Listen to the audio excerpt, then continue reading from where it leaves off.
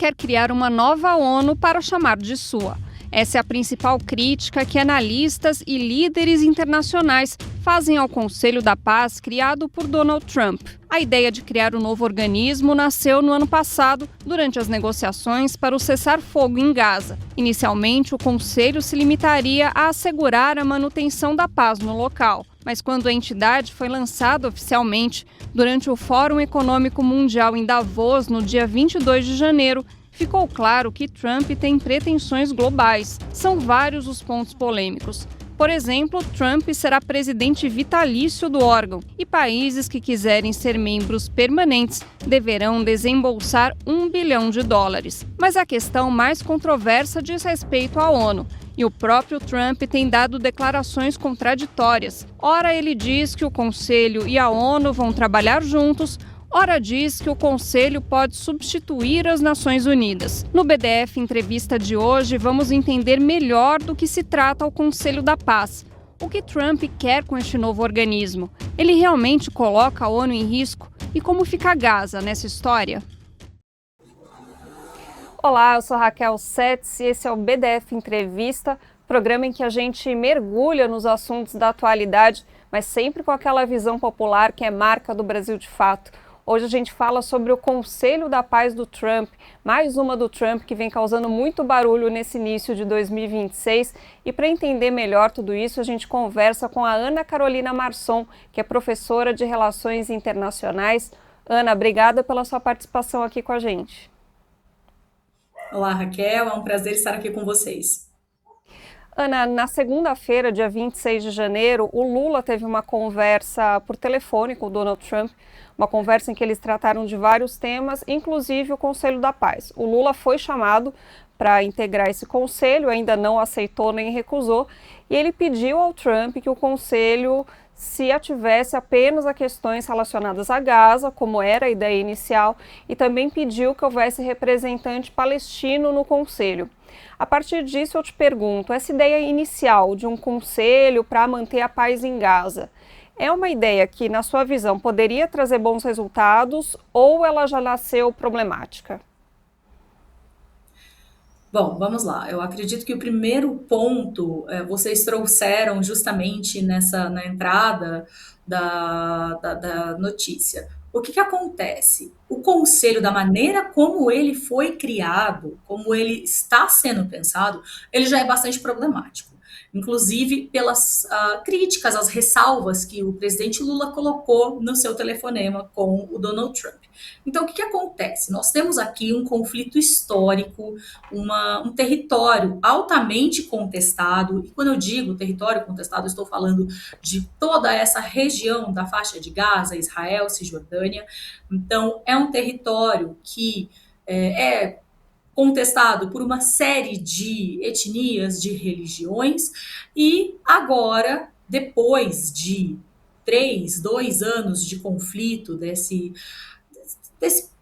ação israelense em Gaza, nós tivemos um fim até complicado, porque o Netanyahu continua realizando algumas ações em Gaza, nós ainda vemos notícias disso, e o Donald Trump que quis se colocar como esse representante da paz internacional. Mas nós sabemos que essa ação do Donald Trump é a ação de um presidente, de uma figura, um indivíduo bastante individualista, tem um ego bastante inflado. Então, queria o Nobel da Paz, inclusive aceitou a medalha da Maria Corina, que não tem representatividade nenhuma, visto que não foi ele quem ganhou. E nós vemos agora esse Conselho da Paz. Então, eu acredito que esse Conselho da Paz, na verdade, ele não seja benéfico para a situação em Gaza pela maneira como ele está sendo pensado. Então, no estatuto vazado, foi vazado um estatuto do Conselho, uma prévia desse estatuto, desse Conselho da Paz do Trump, e como vocês falaram, por exemplo, coloca o Trump como presidente vitalício, e um segundo ponto, não menciona Gaza. Em momento nenhum no estatuto Gaza é mencionada, ou seja, é um conselho criado, teoricamente, para manter a paz em um território que não é mencionado na carta constitutiva daquela organização. Então, eu acredito que da maneira como está, não seja benéfico, porque, no fim das contas, Gaza não, eu acredito que não será tratada da maneira como deveria, se for tratada. Uhum. Mais para frente a gente vai entrar mais nessa questão de Gaza, mas antes eu queria te perguntar como que você avalia a posição do presidente Lula, porque ele nem aceitou nem recusou a participação no Conselho, parece estar meio aí em cima do muro, né? E a gente teve, por exemplo, a fala do Aloísio Nunes, que é um tucano histórico que foi ministro das Relações Internacionais do Temer. Ele, numa entrevista, teve um posicionamento bem mais crítico ao Conselho, dizendo que o Brasil deveria rechaçar, não deveria entrar, né? Porque é um delírio narcísico do Trump.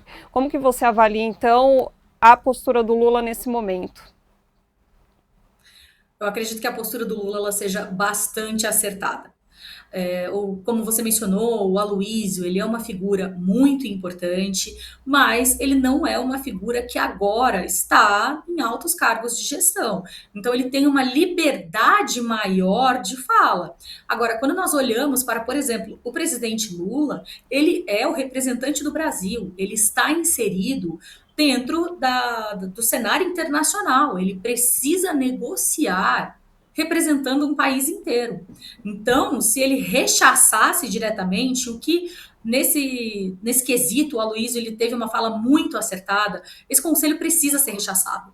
Da maneira como está, realmente, é o que você comentou, Raquel, é um delírio narcisista. Então, ele o caminho mais, né, mais acertado seria rechaçar. Porém, o que acontece? O presidente Lula, ele não está falando somente de Conselho da Paz. Ele está inserido em um contexto político, diplomático, econômico. Então, dentro dessa questão do Conselho, junto, né, vinculado com essa questão do Conselho, o Donald Trump pode colocar tarifas de novo. Então, nesse telefonema, o Lula falou do Conselho, falou das tarifas, ele tratou uma série de questões. E outro ponto, eu acho importante nós destacarmos também que não foi só o presidente Lula que colocou o seu posicionamento dessa forma. Então, nós temos, por exemplo, o Reino Unido, que historicamente entrou em todas as contendas, todas as empreitadas dos Estados Unidos, Iraque, Afeganistão. O próprio Reino Unido se colocou também dessa forma, com ressalvas, não rechaçou diretamente. Por quê? Nós temos agora um presidente estadunidense, Donald Trump, que é uma figura muito complicada, que coloca, como nós falamos, uma série de complicações para as relações internacionais e o multilateralismo. Então, rechaçar diretamente pode representar alguma represália por parte dele. Então, eu acredito que o presidente Lula teve uma posição muito acertada. Uhum, e o Trump adora, né? Fazer represálias econômicas, né, contra países e líderes que vão minimamente contra aquilo que ele deseja. Uma coisa bem polêmica, né, desse conselho que a gente até colocou no VT de abertura é que o Trump vai ser o presidente vitalício do órgão. Presidente vitalício é rei, né? Além disso, tem outros superpoderes, né? Queria que você comentasse um pouquinho isso. Bom, é exatamente isso que você comentou. Então, esse estatuto vazado mostra que o Donald Trump seria o presidente vitalício da organização. Quando nós olhamos para a ONU, por exemplo, a ONU não tem um presidente vitalício, ela não tem nenhum secretário-geral vitalício, ou seja, existe um mecanismo de pesos e contrapesos, existe uma rotatividade no poder. E quando nesse órgão o Donald Trump ele se coloca como presidente vitalício, ele se dá esse poder excepcional. Primeiro de escolher quem vai entrar e quem não vai. Ele vira, até mesmo, isso é muito representativo, o fato do Donald Trump continuar sendo presidente, mesmo que ele saia da presidência dos Estados Unidos, isso aqui seria seríssimo, porque eventualmente ele vai sair da presidência dos Estados Unidos. Ele não pode se reeleger para sempre. Isso é da democracia estadunidense. Ou seja, ele cria um órgão internacional que se propõe em algum momento, em alguns momentos, a ser um contraponto à Organização das Nações Unidas, mas ele, Donald Trump, continuará sendo presidente vitalício, independente dele ser ou não presidente dos Estados Unidos. Ou seja, mesmo que ele não seja mais um estadista, ele seria o responsável por aquele conselho. Então, na verdade, essa característica do conselho nos mostra esse caráter de servir ao ego, ao narcisismo do Donald Trump. Ou seja, ele querer se mostrar como essa figura internacional. Então, nós vemos que esse estatuto é bastante complicado. Uhum. Tem outra coisa bastante complicada também, que é o país que quiser ser membro permanente do Conselho tem que pagar uma taxa de US$ 1 bilhão. Parece um pouco a administração de um clube, né? Você se filia a um clube, paga uma taxa para, né, ser membro permanente. Esquisito, no mínimo, né? Esquisito, mas bem em linha com o pensamento do Donald Trump. Nós não podemos esquecer que o Donald Trump, ele é um milionário do ramo imobiliário. Ele tem uma série de investimentos nesse sentido e o pensamento dele é sempre desse jeito, é sempre nessa linha. Então, quando nós lembramos, por exemplo, uma fala dele em relação a Gaza, que ele ia pegar Gaza e transformar numa Riviera para milionários. Nós podemos até mesmo pensar na chamada, o cartão Gold, né, que tem o Green Card, e aí teria o Gold Card da cidadania, ou seja, os cidadãos com mais dinheiro, quem conseguisse, cidadãos de outros países que quisessem a cidadania estadunidense e tivesse 1 milhão para pagar, também conseguiria, né, essa cidadania Gold. Ele tem esse pensamento muito do setor privado para a área estatal. E não é. O que não procede, não deveria acontecer. Justamente porque a área estatal, a área do setor governamental, ela funciona de forma completamente diferente. Então, essa ideia do conselho de ter que pagar US$ 1 bilhão é o que você falou, parece a entrada de um clube comandado por ele, ou seja, ele é o presidente vitalício, ele escolhe quem entra, quem não entra, e quem quiser entrar ainda tem que pagar essa taxa. E outro ponto que eu acho importante nós destacarmos: toda organização internacional, ou seja, organização interestatal formada por países, ela depende da doação desses países para formar o seu orçamento. Por quê? Eles não têm um orçamento próprio, no sentido de a ONU não produz nada, ela não tem um PIB. Então, para ter o seu orçamento, fazer a sua operação rodar, ela precisa dessa doação. Então, o Donald Trump ele poderia até alegar que esse valor de entrada seria para o funcionamento da organização. Porém, qual é a diferença que nós vemos aqui? A ONU, ela não pede uma doação nesse montante, ainda mais porque não são todos os países que conseguem pagar. Então, para entrar na ONU, essa doação que os países fazem para compor o orçamento da ONU, se eu não me engano, é de 5% do PIB, 1% do PIB. Então, é um valor que vai variar de acordo com o PIB do país e que traz aí uma igualdade maior. Já esse conselho do Donald Trump fica bem nessa linha do clubinho mesmo, de paga, entra quem consegue pagar. Então, gera uma desigualdade no sistema internacional. Uhum. Uma coisa que eu mesma fiquei na dúvida, queria ver com você se essa minha dúvida procede, porque o Eu Trump não, ele não chamou, discuto, Raquel. acho que deve ter fechado meu microfone, Gabs, Agora voltou. agora Agora voltou. voltou. Uma coisa que eu fiquei em dúvida, eu queria ver com você se essa minha dúvida procede, é que o Trump ele chamou, por exemplo, ele chamou o Lula, chamou o Netanyahu, parece que ele está chamando pessoas para fazerem parte desse conselho e não países, né? Como que fica essa questão? Meu estranhamento procede? Sim, com certeza. Nós vemos que esse convite, ele se estende à figura e não ao presidente, no sentido de presidente em exercício. Por quê? Por exemplo, a Organização das Nações Unidas. trocou o presidente de qualquer país, o país continua com a representação na ONU. A linha diplomática pode mudar, a maneira como aquele país vai se posicionar, como ele vai votar, pode mudar, sim, vai variar de acordo com as políticas de cada gestão que entrar. Porém, aquele país continua pertencendo à organização.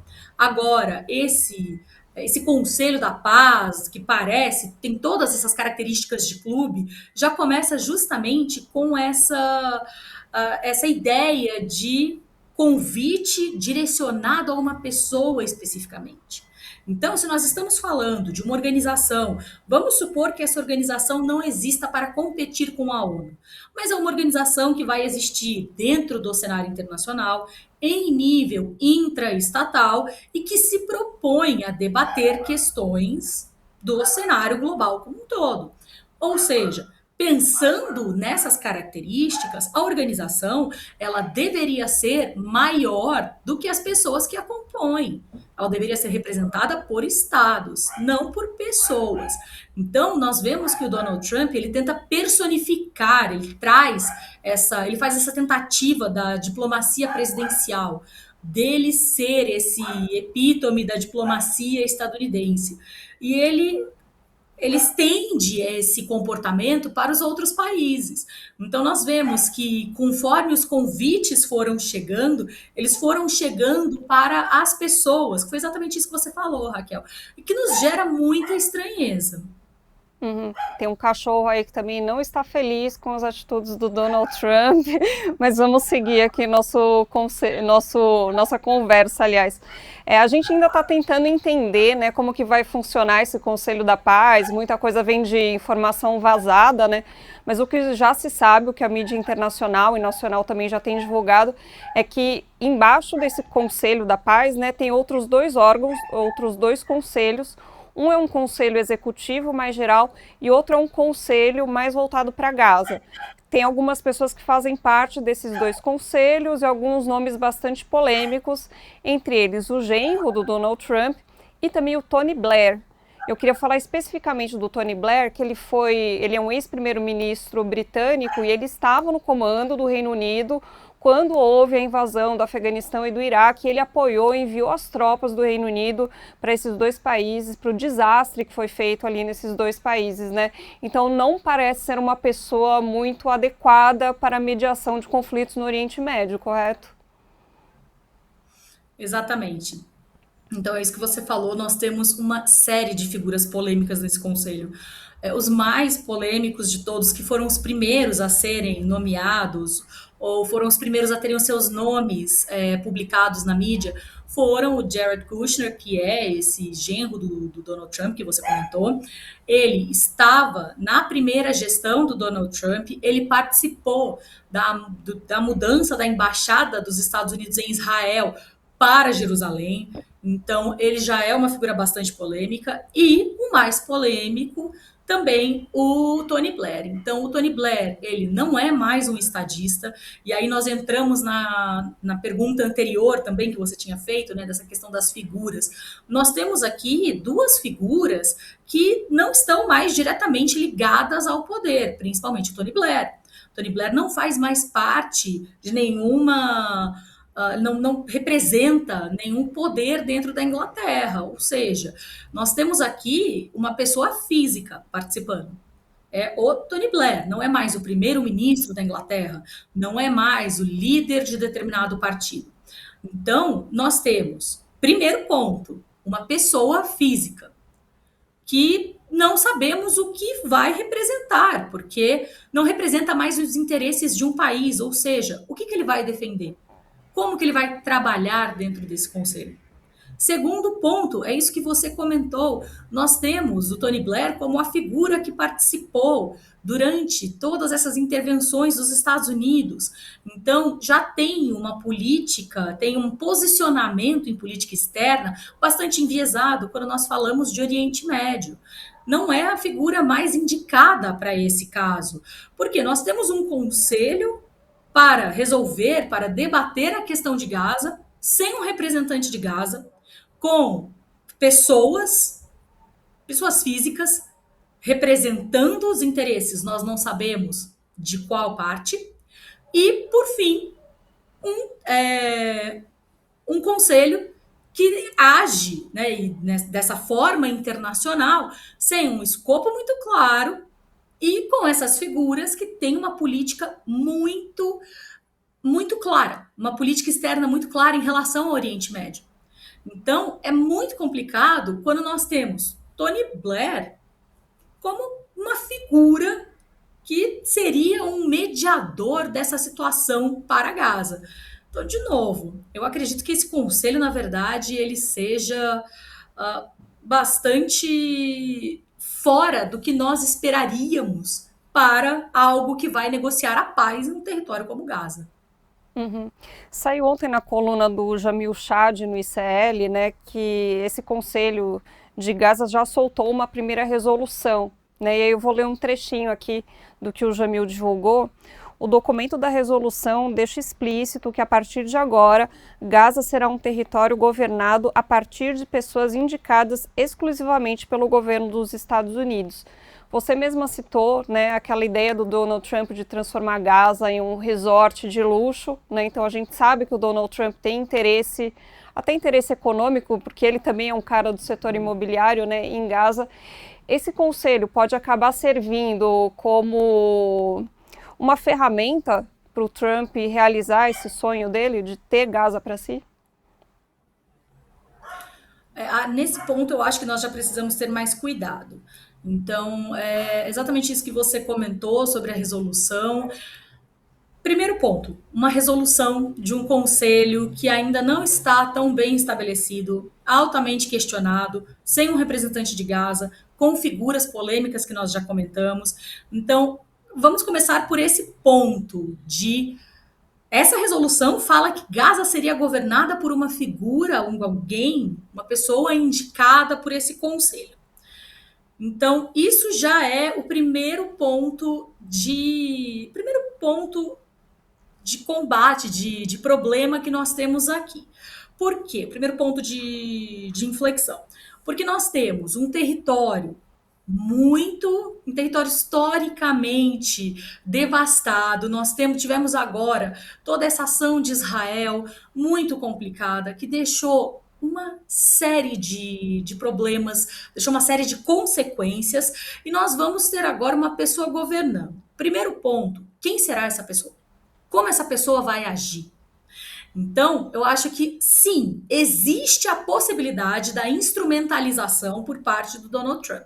Porém, como esse conselho ele já está muito questionado, não aceita-se totalmente esse conselho, ele não é reconhecido 100%, eu não acredito que o Donald Trump ele consiga fazer essa instrumentalização de forma tão direta.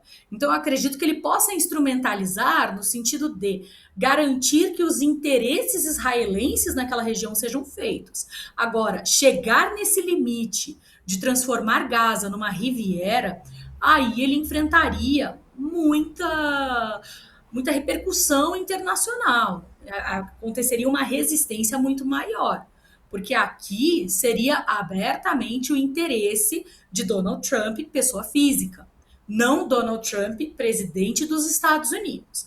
Então, como eu falei, eu acredito que sim, mas nós precisamos ter muito cuidado nessa análise, porque o Donald Trump, ele parece, e eu acho que é muito importante nós termos isso em mente, muitas análises, é muito fácil nós cairmos na análise de Donald Trump faz o que ele quer, a hora que ele quer e ninguém para ele. E ele faz o que ele quer sem resistência nenhuma. E, na verdade, não. Então, existe sim uma resistência. O próprio presidente Lula se colocou como uma figura nessa resistência de esse conselho, da maneira como está, não dá para seguir. O representante da Suécia também, ele se colocou de forma mais dura, falando que esse conselho não deveria existir. Então, o Donald Trump, ele enfrenta, sim, resistências internacionais. Ele vai sentindo. Então, ele é uma pessoa de muita bravata, de uma retórica muito dura, e eu acredito que ele vai sentindo a temperatura internacional. Então, ele joga uma série de falas complicadas, a mesma coisa da Groenlândia. Na Groenlândia, a resistência foi muito mais alta. Então, Uhum. ele já procedeu. A mesma coisa com as tarifas. Publicou aquela série de tarifas, resistência internacional, começou a retroceder. Então, em Gaza, sim, ele vai operacionalizar o Conselho para os seus interesses? Sim. A questão é quais interesses ele vai conseguir operacionalizar. Uhum. Teve uma outra coisa que desde o início, né, quando começou a se pensar nesse conselho voltado só para Gaza tal, que foi dito que Gaza seria governada por tecnocratas. Queria que você explicasse um pouquinho esse conceito e se seria uma coisa problemática. Sim, bom, vamos lá. Tecnocratas. Tecnocrata seria aquela pessoa. To- vou tomar muito cuidado com essa explicação. Seria a pessoa desprovida de interesses políticos, seria a pessoa mais técnica. Então, seria interessante? Sim. Porém, tecnocratas normalmente tendem a desconsiderar idiosincrasias. O que são idiosincrasias? Especificidades. Então, nós estamos falando de Gaza, um território que tem uma religião muito clara, é um território que gostaria de ser governado seguindo as leis da sua religião, e colocar um tecnocrata poderia ajudar, dependendo de quem for. Eu acho que esse é o primeiro ponto. Dependendo de qual tecnocrata seria. Agora, colocar um tecnocrata em um país como um território como Gaza, que esse é outro ponto, não seria um país, seria um território. Ou seja, já não teria o status de país, teria menos poderes no cenário internacional, menos capacidades no cenário internacional, seria governado por alguém escolhido por eles e um tecnocrata. Então, essa pessoa poderia, voltando para sua pergunta anterior, instrumentalizar os interesses do Donald Trump. Isso seria mais fácil de fazer. Porém, isso é bom para Gaza? Eu acredito que não. Ah, mas então nós devemos considerar alguém totalmente religioso, que governaria Gaza a partir da religião. Não. O ponto não é esse. Nós precisamos de uma pessoa diplomática. Precisamos, primeiro, da participação de algum representante da autoridade de Gaza nesse processo de decisão. Eles precisam participar, eles precisam poder, eles precisam ter voz para dizer como eles gostariam de ser governados. Nós estamos batendo aqui no conceito de autodeterminação dos povos, ou seja, o direito de toda a população de escolher a forma que melhor acredita funcionar de governo, economia, organização social. E Uhum. colocar um tecnocrata como a liderança em Gaza não seria autodeterminação dos povos, principalmente pela maneira como está sendo feita. Uhum. Ana, agora eu queria entrar na questão da ONU e a gente fez um ilustre aqui, vou pedir para o Gabriel rodar, mostrando o logo da ONU e o logo do Conselho da Paz. Olha só, muito parecidos, né?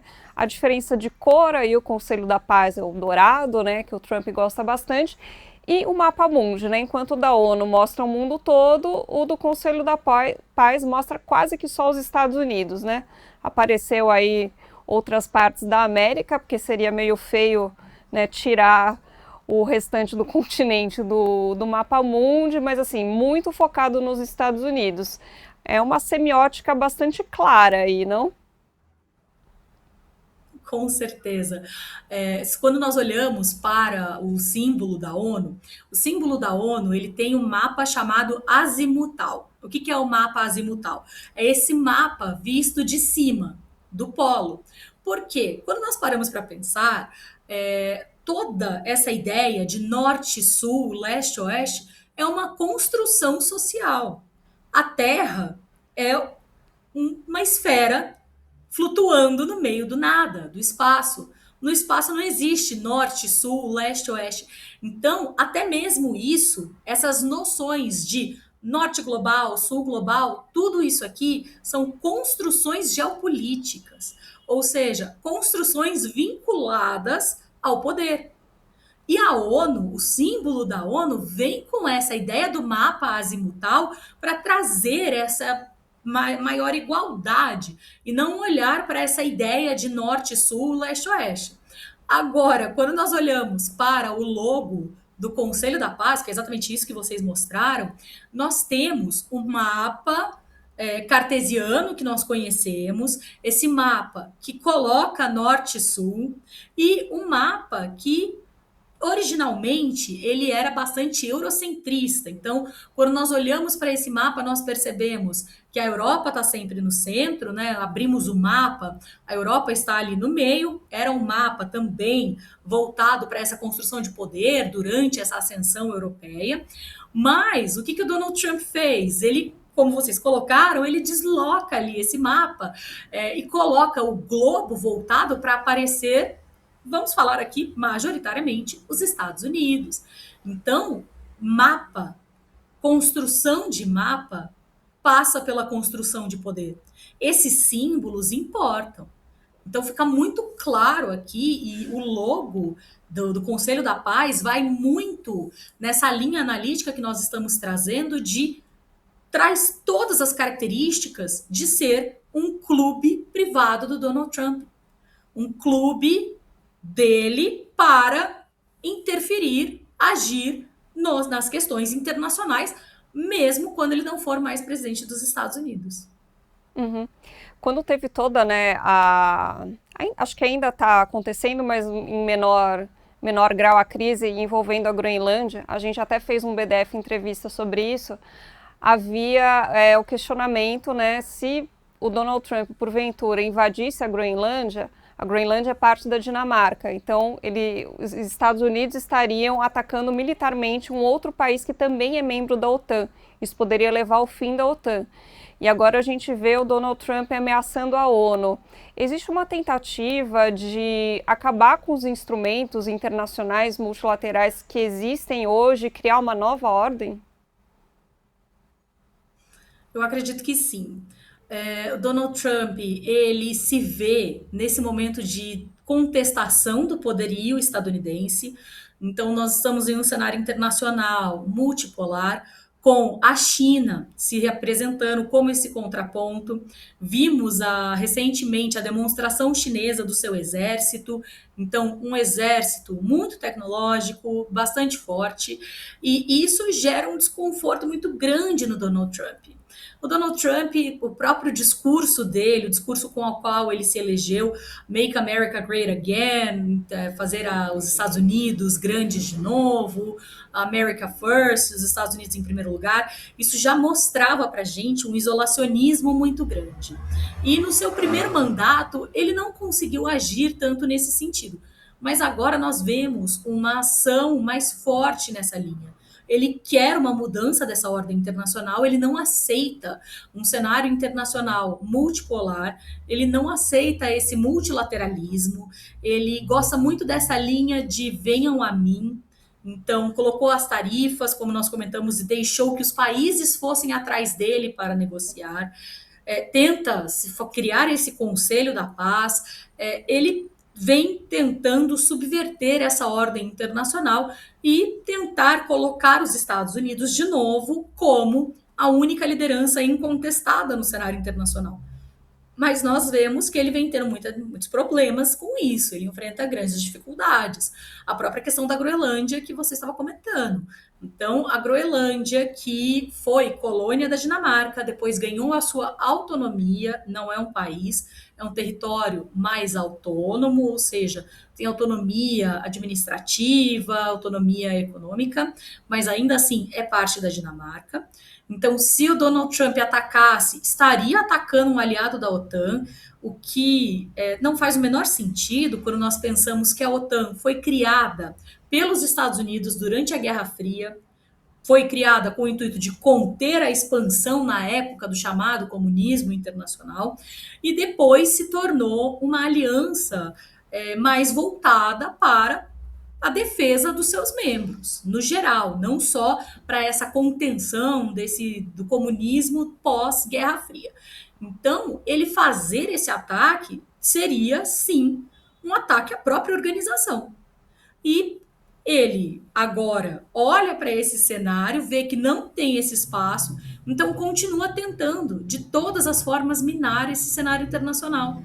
Fala que a ONU não funciona, mas também não faz nenhuma proposta para a melhoria da ONU. Então, ano passado, no seu discurso de abertura da Assembleia Geral, ele criticou a escadaria da ONU, falou sobre como ele e a esposa estavam em boa forma e criticou o teleprompter.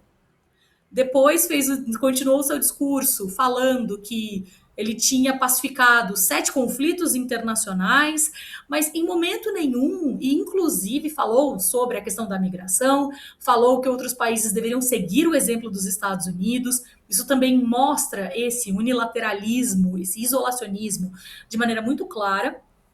E depois critica tudo o que a ONU estava fazendo, ou seja, ele deixa muito claro o seu descontentamento com a ordem internacional vigente. A questão é, ele vai conseguir criar essa nova ordem internacional?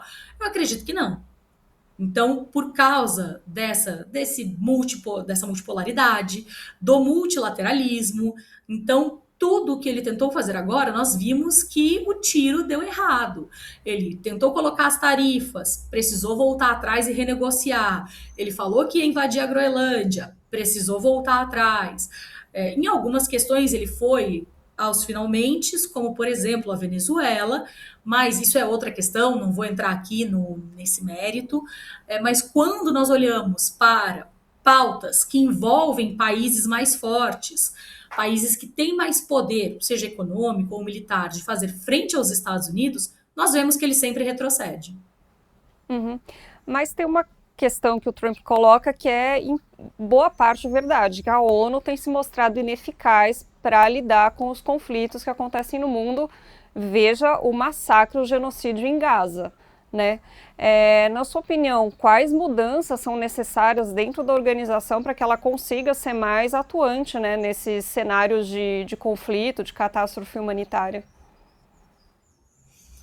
Bom, esse ponto que você colocou, Raquel, é uma das maiores discussões que acontecem hoje dentro da Academia de Relações Internacionais. Nós temos um questionamento muito grande sobre essa ordem internacional criada no pós-Segunda Guerra Mundial, baseada nessas organizações internacionais, com as características que elas possuem.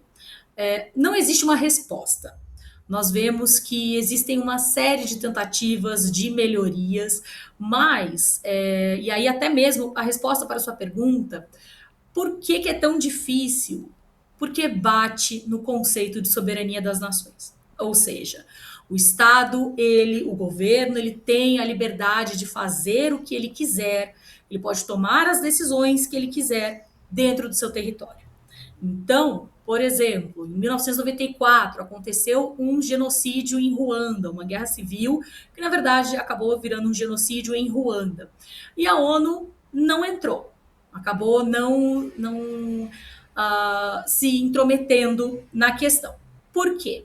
Teoricamente, o país era soberano e poderia fazer o que quiser. Então, o conceito, quando nós falamos sobre as organizações internacionais, nós, na verdade, estamos questionando um conceito anterior e que está ultrapassado. O conceito de soberania, ele surgiu em 1648, na chamada Paz de Westfália, que acabou a Guerra dos 30 Anos.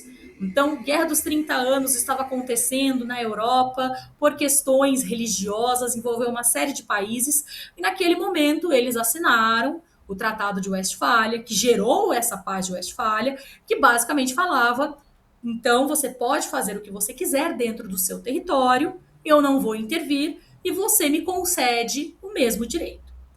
Então, quando nós falamos de soberania, nós estamos falando de um conceito de 1648. E é ele que baseia as relações internacionais até hoje. Então, por que eu estou falando disso aqui? Porque a ONU, ela é aquilo que os estados fazem dela. Então, ela não tem um escopo de atuação supraestatal. Ela não consegue agir acima dos estados. O que é isso aqui? ela não pode passar por cima do Estado e falar: agora eu vou intervir. Agora o Conselho de Segurança não tem mais membro permanente. Ela depende, ela é uma organização interestatal. Ela depende da decisão dos Estados-membros. E os Estados, eles não querem abrir mão da sua soberania. Justamente nessa linha de, se eu votar uma intervenção em algum país, podem votar uma intervenção no meu território mais para frente. Então, o conceito de soberania, ainda não estou falando que os países devam deixar de ser soberanos. Acho que a gente precisa fazer essa ressalva. O ponto não é esse. Mas o conceito de soberania, dentro desse cenário hoje, com a globalização, a interdependência econômica, ele traz uma dificuldade maior de atuação para as organizações internacionais. Então, existe uma solução? Não sei. A ONU, o que precisaria melhorar nela? Eu acredito que o primeiro ponto seria a extinção do Conselho de Segurança, ou minimamente a extinção dos membros permanentes. Sim. Quando nós olhamos para os membros permanentes da ONU, do Conselho de Segurança, é uma fotografia dos vencedores da Segunda Guerra Mundial. Então, aqui deixa muito claro para a gente quem, na época, tinha poder e que hoje, teoricamente, também tem poder. E os outros países ficam à mercê da decisão desses 5. Eles são os únicos que têm o poder de vetar qualquer decisão. Ou seja, isso já está completamente errado. O próprio Conselho de Segurança, durante a Guerra Fria, ficou imobilizado por causa, na época, da União Soviética e dos Estados Unidos. Nenhuma resolução passava. E hoje nós seguimos nessa mesma linha. Então, guerra na Ucrânia. Nenhuma resolução aprovada em relação à Ucrânia por causa da Rússia. Genocídio em Gaza. Nenhuma resolução aprovada por causa dos Estados Unidos. Então, gera essa inação por parte da ONU.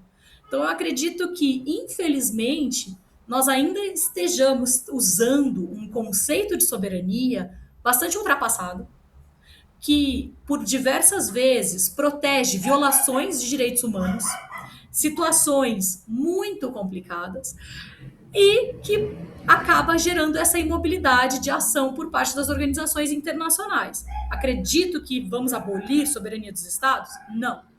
Mas que minimamente nós precisamos de uma organização com mais igualdade de representação. Ana, super obrigada pelo papo, viu? Eu que agradeço, é sempre um prazer participar aqui com vocês. E provavelmente a gente vai ter muito assunto de relações internacionais nesse 2026 que mal começou e já parece que durou uns 5 anos. Com certeza. Obrigada, Ana. E esse foi o BDF Entrevista. Aproveito para te lembrar que tem programa novo de segunda a sexta-feira. Você pode conferir às 16 horas no YouTube do Brasil de Fato, também na Rádio Brasil de Fato, 98.9 FM. Na TVT, o programa vai ao ar um pouco mais tarde, às 19 horas. Até a próxima. Tchau.